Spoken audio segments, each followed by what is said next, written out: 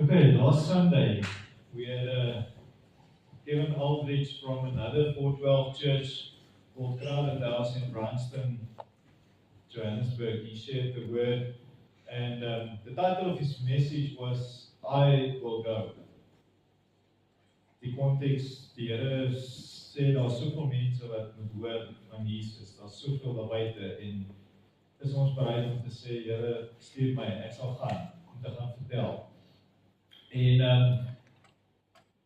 Jesus het self die opdrag gegee, gaan na al die nasies, maak die mense my disippels.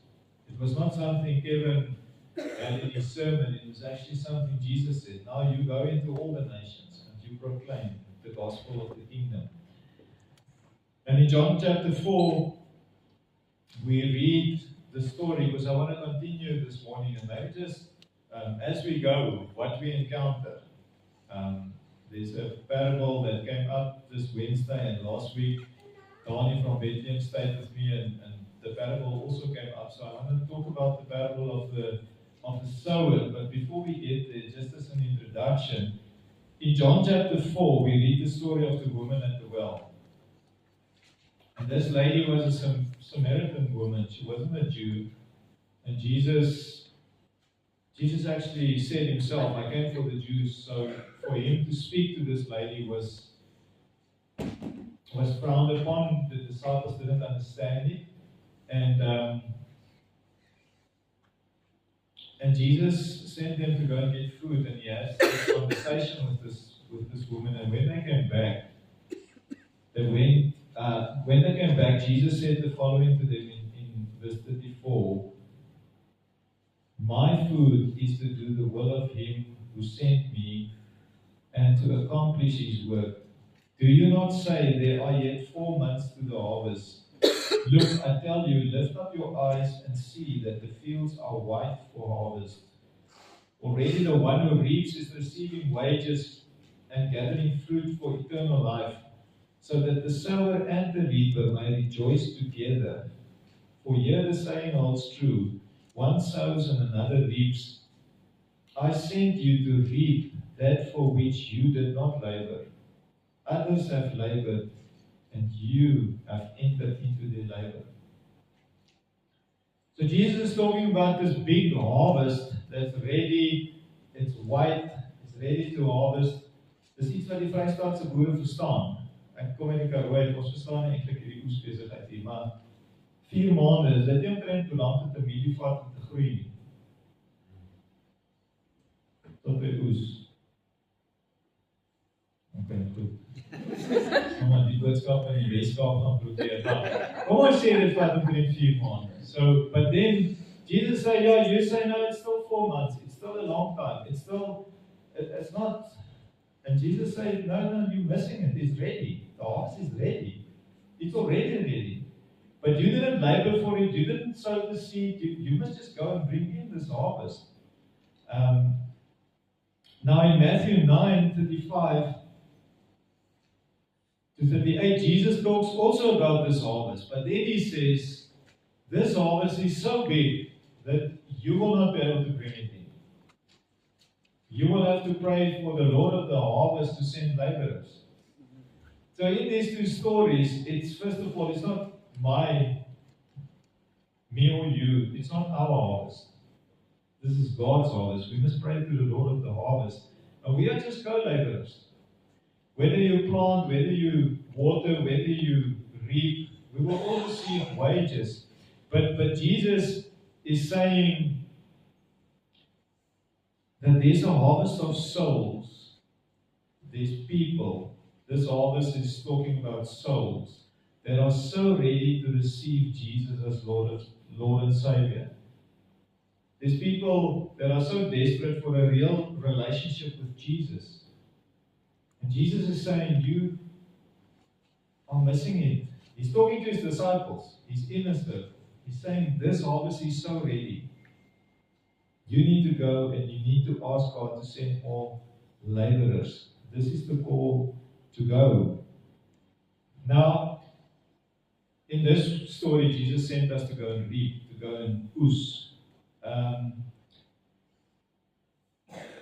For something we didn't labor. You didn't labor for this. Someone else planted. Someone else watered. Sometimes we so excited for what we did. We came here and we told this guy about Jesus and he said yes. Who prayed for that person? For years prayed for that person. Who walked the road with that person? Who had a relationship with that person? We so often miss the bigger picture. Jesus sê, jy het nie gewerk vir die oes nie, maar iemand het gewerk vir die oes. En daar is goed waarvoor jy werk, wat jy nie gaan oes nie, maar iemand anders gaan het oes. So Jesus maak net die prentjie bietjie groter as wat ons menslike breine kyk. Ek oes nie my buurman se goedie. Hy moet maar self plan maak. But Jesus saying, no, in the kingdom, we are all co-laborers in this big task.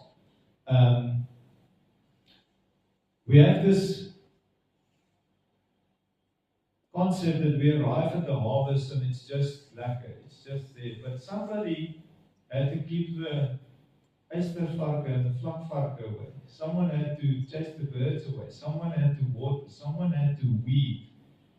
Get all the weeds out. There's so much that went into this harvest that Jesus just sent us into. And you see none of all this effort when you harvest. You don't see any of that. You just see the harvest, and you just see the full massa barns. You just see them driving to the silos. You don't see all the tears and all the effort and all the Lord, please send rain because the crop is dying. Please help me, I'm running out of diesel. Please help me, I need to fence in, or whatever. You don't see that, you just see this harvest.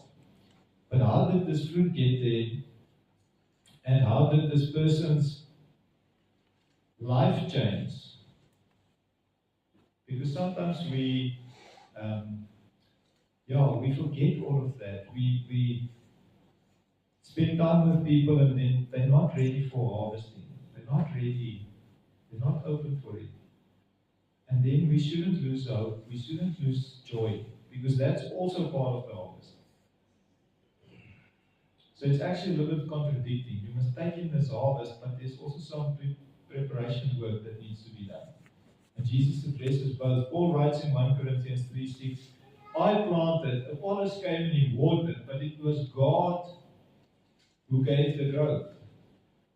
And Paul is having this argument about people saying, no, but I had this from Apollos, and I had this from Paul, and I had this from someone else, and who are we going to give the glory for? And Paul is saying, it doesn't really matter. God is the one. He gave the seed, He gave the rain, He gave the growth, He gave the harvest. So it doesn't matter whether it was Paul or Fanny or Apollos or whatever. Fanny's not in your Bible, but I just added it there. Now in verse 8 he says, he who plants and he who waters are one, and each will receive his wages according to his labor. So this morning I want to look at the story. Jesus help us, or told us to help us with this enormous task of going into the world and telling people about Himself. Jesus knew that we will go into this world, tell people about Him, and we will get different reactions.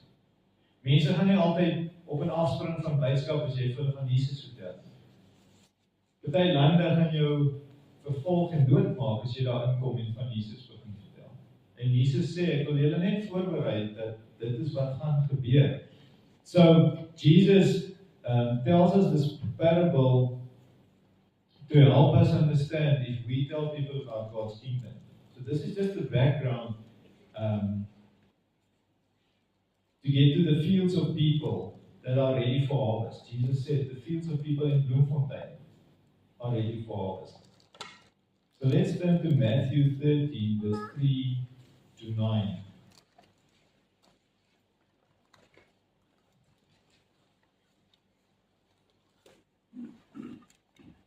Matthew 13 is the story how we actually end up with the harvest. Where did it all start? Where was the beginning?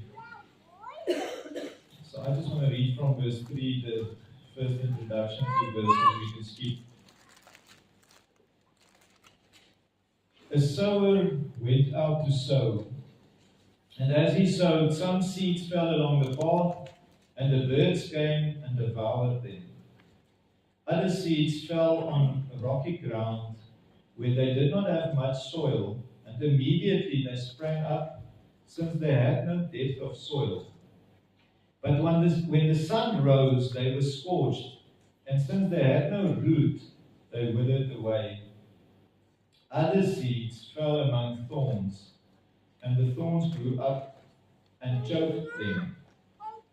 Other seeds fell on good soil and produced grain, some 100-fold, some 60, some 30.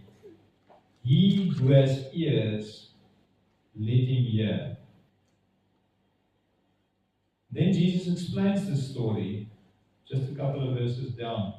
So, ek gaan die verduideliking in Afrikaans lees, vers 18 tot 23. Luister julle dan na wat die gelykenis van die saaier beteken. Die bose Satan kom by elkeen wat die woord van die koninkryk hoor, maar dit nie verstaan nie, en vat dan weg wat in sy hart gesaai is. Dit is hy by wie daar op die pad gesaai is. Die man weer by wie daar op die klipbanke gesaai is hy wat die woord hoor, dit dadelik met blydskap aanneem. Hy laat dit egter nie by hom wortel skiet nie, en hy hou nie lank uit nie. As hy ter wille van die woord verdruk en vervolg word, word hy gou afvallig. Die man by wie daar tussen die onkruid gesaai word, is hy wat die woord hoor, maar die bekommernis van die lewe en die verleidelikheid van rykdom verstik die woord, en dit bly sonder vrug. Die man by wie daar op die goeie grond gesaai is hy wat die woord hoor en dit verstaan. Hy dra inderdaad vrug en lewer 'n oes, soms 100-voudig, soms 60 en soms 30-voudig. So sowing works like this. I forgot to bring some seeds because I wanted to throw some things at you. But you put your hand in a bag that's around your shoulder. This is now, it is only will be in Vrystaat planting. But you put your hand in and then you just have the swing action where you sow the seeds. And you literally have to walk around in the field where you are sowing. And this is the picture that people would have understood when Jesus said the guy went out to sow, so he put his bag on his shoulder, some seeds fell there on the road as he's walking. He's not sowing, he's just walking to the land, and then he starts sowing. And as he's throwing the seed, some are falling. Jesus is saying some of these words will fall in 4 different places. Some, as he's taking the seed out, falls here on the ground. Dit moes nie op die pad val nie, dit het net daar opgeval. And as he's sowing and he's scattering the seed, some are falling in the rocky patches, some falls in the thorns, and some falls in the good soil. Most fall. My dad used to tell us if we eventually got to the position where we could sow, you get into trouble for starting to sow and just sowing. Jy mors, jy moet saai daar waar jy grond losgemaak het. Moenie hier oral saai nie. Turn your back to the weeds and sow over here. Don't scatter it like this. But the picture is of a farmer going out to sow. And Jesus is saying, we share the gospel. Just sow the gospel. Don't say, this is a crowd that I don't think there's anyone here who will receive it. Don't look like that. Go like this farmer who went into the field and sowed. But there is this 4 places where Jesus points out, just remember, don't expect the seed to have the same reaction everywhere it falls. Because there's 4 different places, and I just quickly want to look at them. The hard soil, the path, it does not even germinate. This little seed doesn't even start growing. It falls there, the birds come, and he just eats it. That's the guy who, he heard the word, he didn't understand the word, and he forgot about the word. It's this hard path. the first patch has no fruit. It didn't even have a plant. So the plant didn't even spring up. That was nuts. That's the hard part. Now Jesus is not saying sow on the hard soil, like I said. He's just pointing out the fact that some seed might fall on this hard soil. And there's something that we need to do about that. I believe even the best soil needs some preparation.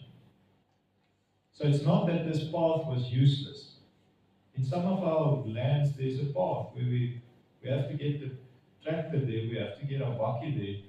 But that path is not that you can't sow there, but you're going to ride over the plants. That's why we don't sow there. But if you till that land, if you loosen it with a ripper, you can sow there. And the seed will spring up and it will grow. But if the seeds fall on that hard road, the birds see it and they come and eat it. And Jesus is saying, Satan works like that. If we don't remove those hard patches, the word falls on that hard patch, he just comes and says, man, I don't believe it. It's just a story. The Bible is just a book. It's just another book. It's just another religion. And the enemy comes and he steals the seed. And you and I will not know this about the person. When we share the gospel, we will not know where their hearts are. Who knows the heart of man? Only God can judge our hearts. God can see our hearts. But this hard heart might be because of a whole bunch of reasons. It might be because church said something or did something, and this guy's disillusioned about church, so his heart is hard for the Word of God, because guess who shares the Word of God? The church. Now I tried to share it, but this guy, there's just no way. It's a hard road. You understand what Jesus was saying? He was saying in some patches you will find that the seed just gets stolen. It might be unforgiveness, it might be bitterness, it might be hard for whatever reason. The fact is, your heart is hard and the Word of God cannot enter. You might read the Bible, but there's just no change because you've hardened your heart for the Word of God. So Satan just comes and he just steals the Word from you. There's no life, there's no growth, there's no fruit. Hebrews 3 verse 7 and 8 says, therefore, as the Holy Spirit says today, therefore, as the Holy Spirit says, today, if you hear His voice, do not harden your heart as in the rebellion on the day of testing in the wilderness. Israel moving from Egypt, I shared it a couple of Sundays ago, all the way through the wilderness, they were in rebellion. They had hard hearts. They didn't want to believe God. They didn't want to believe what God said. They hardened their hearts. Said, we want to go back to Egypt. We want to go back to what we knew. And I am the one. Today, if you hear His voice, do not harden your heart. Ek kan jou hart saag maak nie. Biblically speaking, I must soften my heart. If I hear His voice, I must soften my heart. I must not allow my heart to be hard. It's my job. It's my task. The result of a hard heart is no entry for God's word. But what I can do, and what you and I can do, is pray for a breakthrough. We can pray, Lord, I'm trying to get this person to understand. He's not understanding. I want to pray, Lord, that you remove these birds that are stealing the seed that I'm sowing. I pray that you remove this hard crust that's not allowing the seed to go in. You see how we get so despondent and disappointed because I'm talking, nothing's happening, there's no growth, there's not even germination. And it's to say, no, Lord, I pray for a breakthrough. I pray for your word to come in. I cannot do anything. God's word must do something.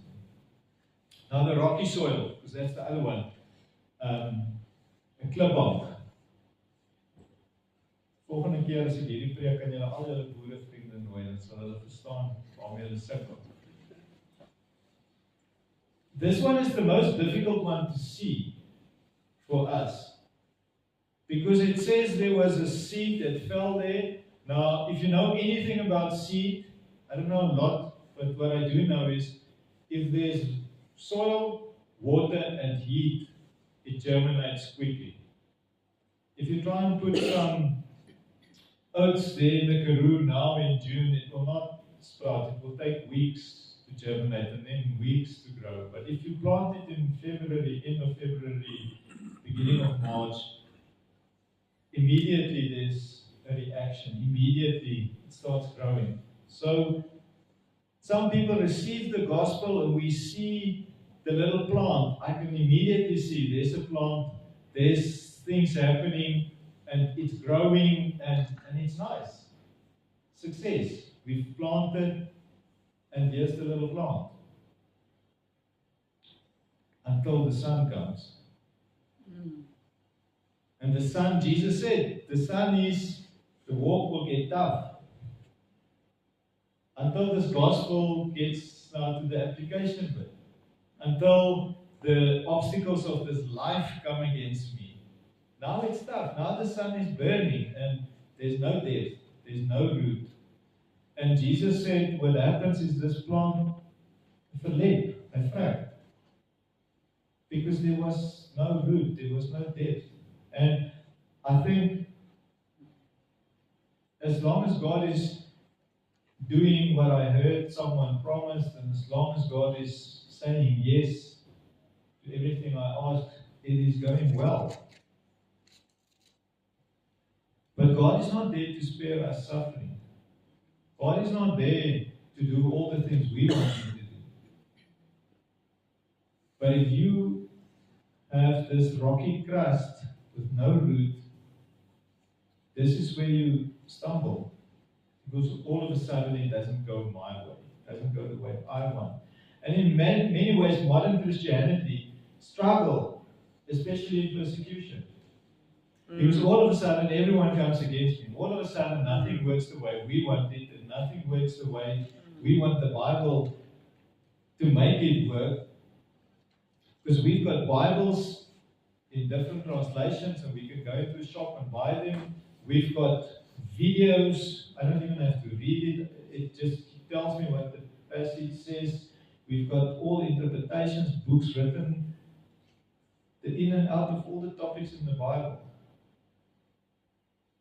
So I never learned to go and sit with God and say, Lord, what do you want me to hear from this? Lord, what does this mean for me? What must I change? There's a church program keeping me going. I don't have to stand up in the morning or get up and do my devotional. I just sign up for the devotional program. Comfortably on a Monday evening. Between 7 and 7:15. We quickly fit in. But there's a program running, so I don't have to do anything. The growth is very fast, the germination was fast, hot soil, enough moisture, growth spurt, everything, no fruit. And modern Christianity, Western Christianity, lacks fruit. Because I think we see a lot of quick spurts and then it comes to an end. And there is no fruit because there was no depth in my relationship with Jesus. Okay, so daar's al nog net twee stukke grond oor.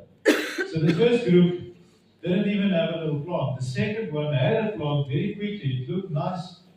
And there were patches where we used to sow wheat every winter. There were patches in many of the lands where it would sprout like quickly.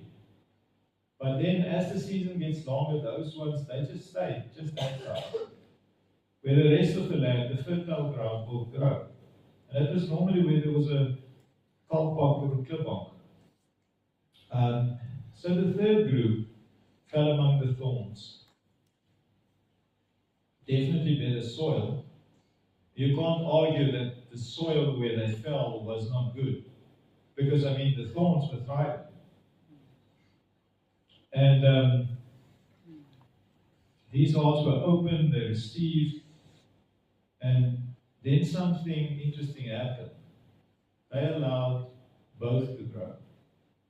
A little bit of the kingdom, a little bit of the world. So I've got my one foot in the kingdom. I hear you, I think it's good. But I've got my other foot in the world because it's nice. It's also nice. It's also here. And unfortunately, in the world often outgrows God's word. Why? Because everything is instant. If you want it, you can get it. That's why Jesus said the riches of this world will be like this weeds that strangle you. And those guys get everything. If they want it, they buy it. If they do this, we live in a society. If I want something, I Google it and I take a lot of it and it's mine. There's no waiting, there's no long processes involved. Before you know it, you're caught up in the world, the sorrows and the joys and the desires of this world, the riches, it just chokes this plant. And interestingly enough, this plant also bears no fruit because it got strangled by the riches of this world. So, the good soil is where we see fruit, is where we see stages of fruit, different quantities, some 100, some 60, some 30, but there's fruit, there's a real change, you can see it. You can see there's a plant. Any real follower of Jesus Christ must bear fruit. It's the only way to tell if someone is really walking in a relationship with Jesus. But you will know them by their fruit, Matthew 7:16. That's what Jesus said.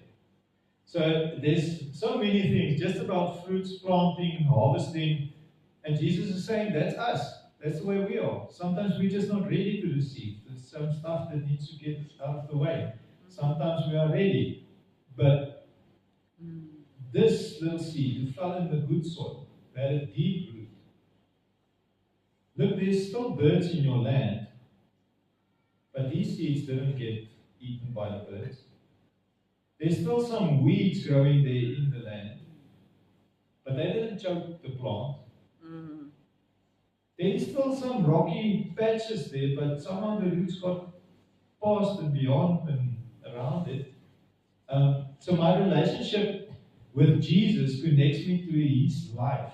And all of a sudden, when the birds come or the weeds come, I can remain standing. When the sun comes out, I can remain standing. And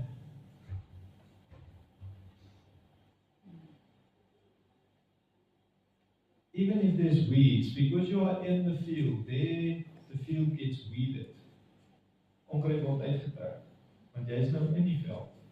Jy is nou in die plek waar jy moet wees. So all of these things happen with all of these seeds. But the ones that fell in the good seed, in the good soil, is the ones that actually bore fruit. They bear fruit because they are looked after, they look after their relationship with Jesus. So I must take care of my relationship with Jesus in order to bear fruit.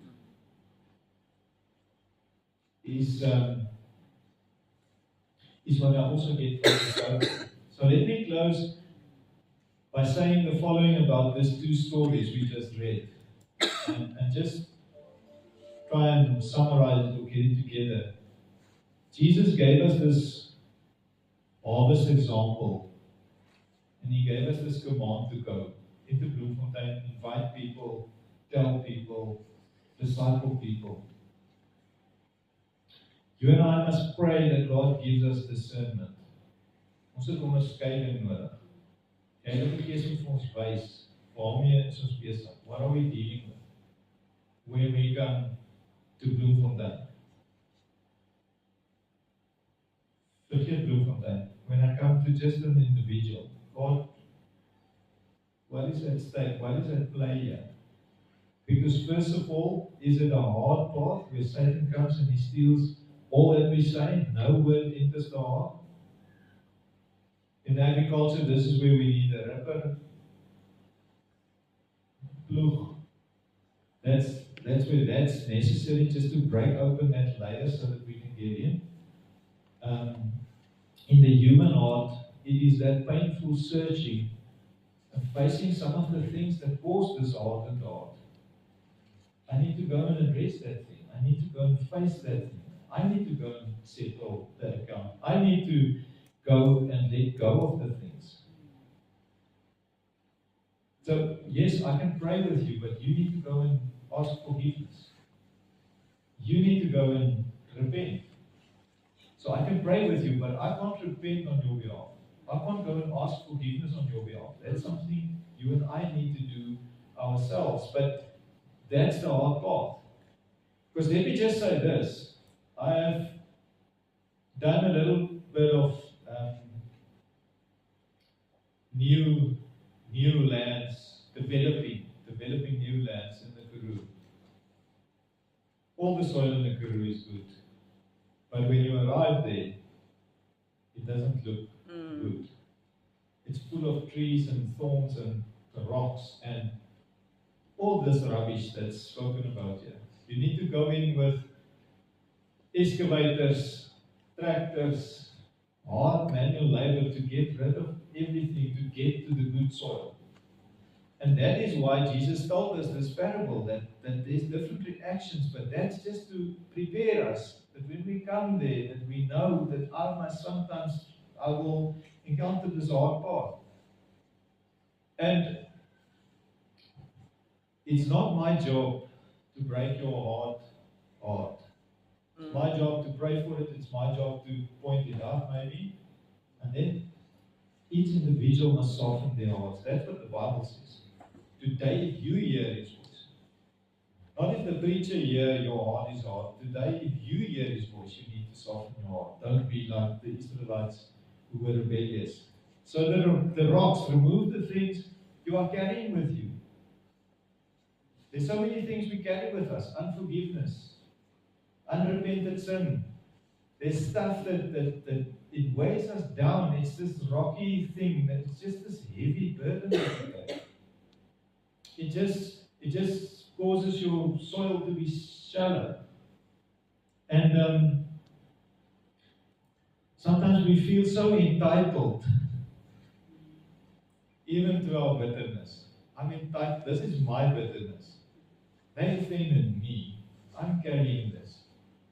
It's not yours. That rock must go. That's what this parable tells.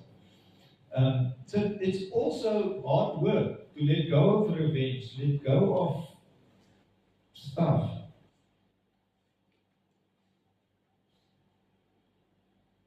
It went well while all my dreams worked out, but then the sun came up. Then life happened. Where are you, God?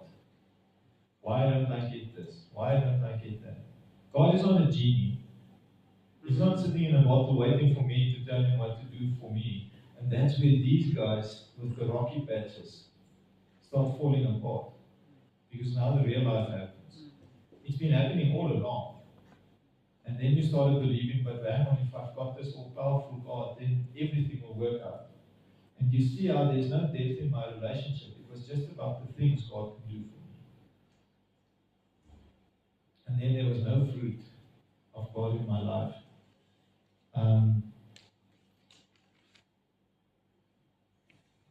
Ek eindig met die hoop. But I have Jesus in the third instance, but I'm so popular in this world. I'm so loved by everyone. If I now start talking this old Jesus game, then I'm going to lose all of this. That's what I just said. The one foot is still in the world, and the one foot is in God's kingdom. The kingdom is just a life insurance for eternity, but this world, I live my best life now. Apparently there's a book with that title. And if you follow that book, this will be your best life. Because when this life ends, it might not end well for those that, because that's what Jesus said. This world will choke you, it will strangle you. With riches comes many sorrows. With all the world gives us, it comes at a price. And Jesus said, beware. He calls it thorns. Some translations call it wheat, but most call it thorns. It's not lekker. It's not nice. Why do you want to grow among the thorns? And the warning Jesus gave us, be careful, because it looks nice and they grow with you, but they will strangle you. Because in the end, the thorns didn't die, the poor little weed, the koring did. The only way worthwhile is good soil. And God placed good soil in each and every one of us. Each and every one has good soil, has the ability to produce fruit. That's why I think Jesus said some 100, some 60, some 30, some 1. I'm paraphrasing, but I'm sure there's one little plant that one little seed. But there's no person in this world that does not have the potential to receive God's word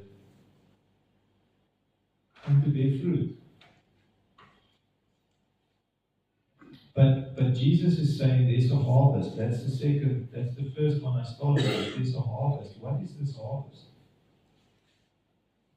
If we need to do all this work, what's that harvest? The harvest is souls ready to say, I'm ready. I want to receive God's word. I want it to grow in me. I want it to change me. I want it to change my family. I want it to change my children. I want it to change my grandchildren. There's a harvest that's ready for the kingdom of God. There's a harvest that's ready to receive the word, that you need to get rid of some of the rocks in your life. There's a harvest that's ready that you need us to help you take some of these weeds out. There's a harvest that's ready, which we must gently come in with a tiller or a ripper or something and say, we need to break this hardened heart of yours. We can't do it, but we're just pointing it out for you. And Jesus says, don't be fooled. There's hearts ready to receive. They are soft. There might be some rocks, there might be some weeds, there might be some stuff, but these hearts are so ready to receive. So don't get disappointed. Don't you lose heart, because the seed won't run out. Nergens in Jesus' storie sê hy saad saak het leeg geraak. Op die plaas het dit leeg geraak, partykeer en dan moet jy 2 keer weer die akker stap en dan moet jy terugstap om te gaan saad haal. Jesus sê nie die saad raak op. I'm not going to let you run out of my word. It's sufficient. It will be enough. Some of these harvests are prepared by us who go in and do this. Some has been prepared by other people. And some will be prepared by others still, but the harvest will be there. Till Jesus comes again, there will be a season for planting and a season for reaping. And I believe for us as a church, when Kevin said last weekend, let's go. This morning I want to say, as we go, these are the things that we will encounter. We will encounter these 4 types of soil. And it's just to be aware of the fact that sometimes it's effective. Sometimes it's too effective. By vlak grond, dis te suksesvol. Jy's te gewillig, dit gaan te goed. Elke ding wat ek sê, glo jy. It shouldn't be that easy. But as I search the scriptures, as I prepare my heart before God, as I come to God and in all humility say, Jesus, you said your food is to do the will of the Father.